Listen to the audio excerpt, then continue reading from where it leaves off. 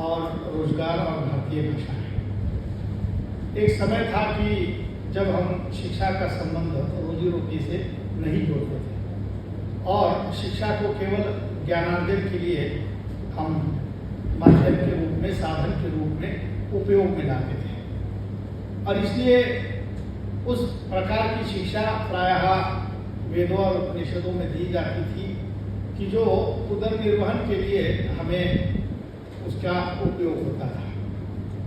धीरे धीरे हमने देखा कि मानवीय जीवन में भाषा का महत्व बढ़ रहा है और मैं बचपन से यह सोचता रहा था कि किन कारणों से मनुष्य को अन्य प्राणियों की तुलना में सर्वश्रेष्ठ प्राणी सिद्ध करार दिया गया होगा।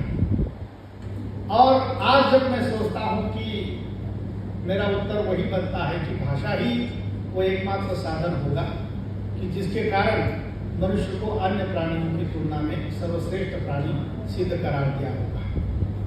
क्योंकि जितना समृद्ध और संपन्न भाषा का साधन मनुष्य प्राणी के पास है, उतना अन्य किसी भी प्राणी के पास हमें नहीं दिखाई देता है। और जब हम भारत की बात करते हैं भाषा के संदर्भ में, तो जितना समृद्ध भाषा की दृष्टि से भारत है, विश्व के धरातल पर ऐसा कोई भी देश नहीं है कि जितनी विविधताएं भाषाओं को लेकर अन्य किसी देश में रही है। और शायद इसीलिए ऐसा कहा गया है कि यहाँ 4 कोस पर पानी बदले 8 कोस पर बानी। मतलब आप 4 कोस पैदल चले जाते हैं तो यहाँ पानी का स्वाद बदल जाता है, और यदि आप 8 कोस पैदल चले जाते हैं तो यहाँ पानी का स्वाद बदल जाता है। और इसीलिए मनुष्य के अध्ययन अध्यापन में भी, शिक्षा में भी भाषा का अन्य साधारण महत्व रहा है।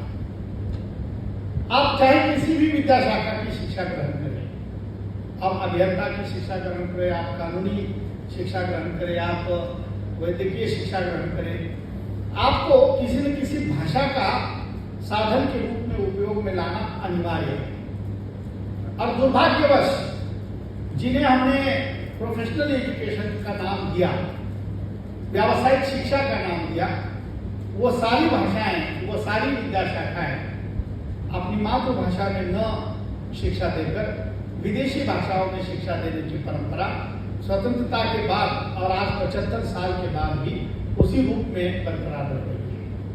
और इसलिए परिणाम स्वरूप जिस अनुपात में भारतीय भाषाओं का महत्व बढ़ना चाहिए था, वो निश्चित रूप से शिक्षा जगत में भारतीय भाषाओं का महत्व उतना नहीं बढ़ा।